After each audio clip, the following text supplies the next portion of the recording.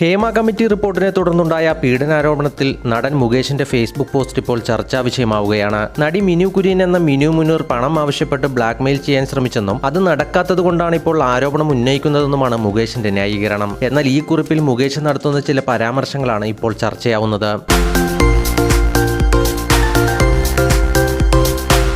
2009 സിനിമയിൽ അവസരം തേടുന്നയാളെന്ന നിലയ്ക്കാണ് മിനു കുര്യൻ തന്നെ വന്നു കണ്ടത്. ശ്രമിക്കാമെന്ന മറുപടിയാണ് അന്ന് നൽകിയത്. പിന്നീട് കൂടിക്കാഴ്ചയിലെ തന്റെ മാന്യമായ പെരുമാറ്റത്തെ പ്രകടിപ്പിച്ചുകൊണ്ട് അവർ സന്ദേശമയച്ചു. 2022 ഇതേ സ്ത്രീ വീണ്ടും ഫോണിൽ ബന്ധപ്പെട്ടു.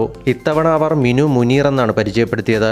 അന്ന് 10 ലക്ഷം രൂപ സഹായം ആവശ്യപ്പെട്ട് വാട്സാപ്പിൽ സന്ദേശവും അയച്ചു. പണം നൽകാത്തതിനെ തുടർന്ന് ഒരു പ്രത്യേക സമുദായത്തിലെ ആളുകളോട് ഇക്കാര്യത്തിൽ ഇടപെടാൻ ആവശ്യപ്പെട്ടതായി ഈ സ്ത്രീ മറ്റൊരു സന്ദേശത്തിൽ അറിയിച്ചു. കുറച്ച് ദിവസങ്ങൾക്ക് ശേഷം ഇവരുടെ ഭർത്താവ് എന്നവകാശപ്പെട്ട് ഫോണിൽ വിളിച്ച് മറ്റൊരാളും വൻ തുക ആവശ്യപ്പെട്ടു. ഇങ്ങനെ തുടരുന്നതാണ് കുറിപ്പ്. തനിക്കെതിരെ ഉയർന്ന ലൈംഗികാരോപണത്തെ മറ്റൊരു രീതിയിലേക്ക് തിരിച്ചുവിടാനുള്ള ശ്രമമാണ് മുകേഷ് വിശദീകരണത്തിലൂടെ നടത്തുന്നതെന്ന ആരോപണമാണ് ഇപ്പോൾ ഉയരുന്നത്.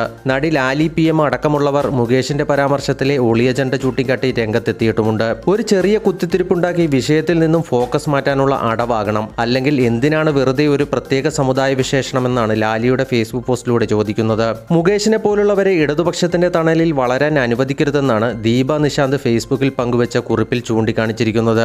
ഇന്ത്യ വിഷൻ ചാനലിലെ അവതാരികയായിരുന്ന വീണ ജോർജിനോട് മുഖാമുഖം പരിപാടിയിൽ മുകേഷിന്റെ മുൻ ഭാര്യ സരിത നടത്തിയ വെളിപ്പെടുത്തലുകളും ദീപ നിശാന്ത് കുറിപ്പിൽ ചൂണ്ടിക്കാണിച്ചിട്ടുണ്ട്. അതേസമയം 2022 മുതൽ നടിയും സംഘവും ബ്ലാക്ക്മെയിൽ ചെയ്തിട്ടും എന്തുകൊണ്ടാണ് പോലീസിൽ പരാതിപ്പെടാതിരുന്നതെന്നും MLA ആയിരുന്നിട്ട് പോലും ഇത് പ്രതിരോധിക്കാൻ കഴിഞ്ഞില്ലേ എന്നും ചോദിക്കുന്നവരുമുണ്ട്.